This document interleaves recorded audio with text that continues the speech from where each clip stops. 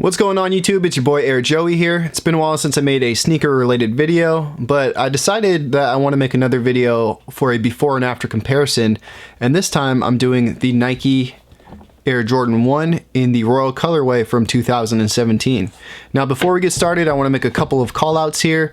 The first one being, you'll notice on this brand new pair that on the synthetic leather portion of the shoe, it's starting to get that glitter effect. That's pretty normal with shoes that you keep dead stock, but it's obviously very easy to remove. You can also look up a video online for that if you want to figure out how to do that. Also, another thing that I think is worth mentioning is I did modify my pair and I cut the stitching on the eyelet portion of the collar, and then I also cut the stitching off in the eyelet portion of the front of the shoe, which kind of gave it that off-white Jordan 1 aesthetic, but I just did it for fun. I mean, this is totally a beater pair of shoes. In reality, I've probably worn this shoe over 100 times, and then on top of that, at one point they kind of smelled a little weird, so I actually threw them in the laundry with the Rejuvenator kit, which is highly recommended, by the way. You can totally get away with it with this shoe, but I will say maybe it did contribute to some of the fading and the coloring here, which you might be able to see on camera. So with that being said, let's go ahead and get started. One thing that's very common on Jordan 1s in general is they do get that heel drag. For this shoe specifically, like I said, I probably wore it over 100 times, but it's not too bad. It's not too bad. See, what happens is the sole gets thinned out, especially in the heel area. You're starting to see that right here on this portion of the shoe. And then once it gets past this blue layer here, it's this white midsole that starts to show. I know that it is possible to sole swap an Air Jordan 1. I don't really ever want to do that. I do have a couple of pair of these, thankfully, in the vault, but it is worth mentioning. Another thing is the stars on the shoe, which is showing on the forefoot portion more than anywhere, start to fade over time, and I will bring you that comparison right now. And then you're also going to notice that the shoes do actually fade in color. This isn't just dust and dirt. The shoes actually do fade. That's the before and after comparison of the bottoms of these 2017 Jordan Royals. Now let's get to the midsole section of the shoe. You're going to notice that the midsoles start to turn a little bit off colored, more like brownish, yellowish.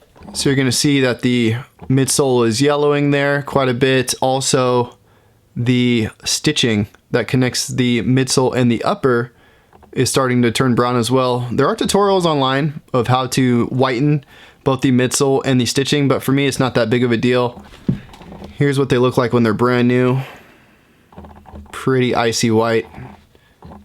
And the last thing that's worth mentioning for the midsole is that the back portion, for some reason, just the back portion right here seems to collect the most dirt and tends to yellow the fastest. So there's not really a way around that. It's just one of those things that seems to happen in just about every pair of Jordan 1s that I've ever owned. Now let's get into the insides of the shoe and talk about that a little bit.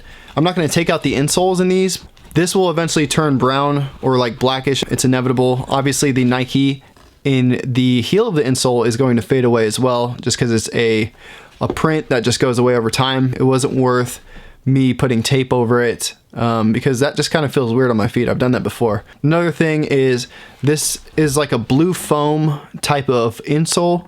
It does flatten out a little compared to when you first get it, and it also does mold to your feet as well. So if you're thinking about buying a used pair, just keep in mind that you're probably going to feel where the other person's foot went before they got to you. The collar lining, you can't really see it. Let me pull out my iPhone here.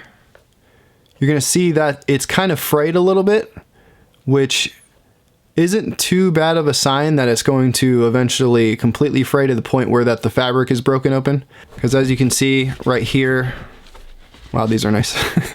That these are brand new, no issues whatsoever. Speaking of the collar, I just thought about this one. This one right here, this collar is a lot thinner and put together, whereas this one was kind of widened out. I don't think I have wide feet, and I definitely don't have cankles, but if that's a big deal to you, I don't know, I guess it's worth mentioning, right? Now let's talk about the upper portion of the shoe. I'm going to zoom in a little bit for this one. Specifically, we're going to talk about the vamp of the sneaker. So there are different leather cuts that they use in the factory. There was 4 pairs that I've had total. 3 of the pairs, thankfully, they matched up for the left and the right shoe, but you're going to get either one of these two. You're gonna get a smooth leather, which is what we got going on here, and a tumbled leather, which is what shows on this shoe. And I don't know why that is exactly. I wish it was a little bit more consistent across the board, because that fourth pair that I was talking about, it was mismatched, and that bugged the hell out of me to the point where I wanted to sell them. It would have been nice to have a fourth pair, but I mean, I'm more than happy with the 3 that I have now.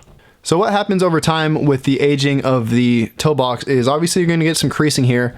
You're also going to get some color fading. I think this might have had something to do with the Rejuvenator laundry kit that I had mentioned earlier. I don't know if it had that big of an effect on the shoe, but it did fade. Keep in mind, light in general is going to cause this to fade. So there's a ton of different factors that play into why this might have faded over time, but you can see a difference.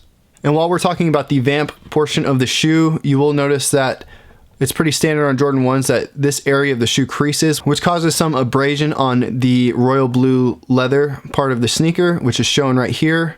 So that's actually fading to black a little bit, and sometimes it happens to this part of the shoe as well, but it doesn't seem to be happening to this specific pair, which is great. You also get quite a few scuffs on the shoe. Medial side of this one's looking fine, but the lateral side, on the other hand, we got a scuff on the tip here. We got one right here too. This is from when I tried to do an ollie on a skateboard while wearing these. Is what it is. And then we got quite a few scuffs on the back as well, which you can see right here. I think I see quite a few used pairs with scuffs around this area. To me, not really a big deal.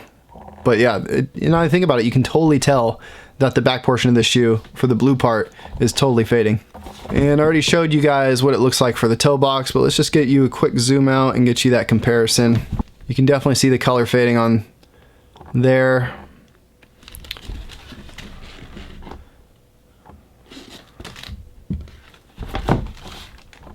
And then I guess the last thing to mention regarding the upper portion of the shoe is, I'm not sure why this happens, but it seems to happen to people who are on the shorter side.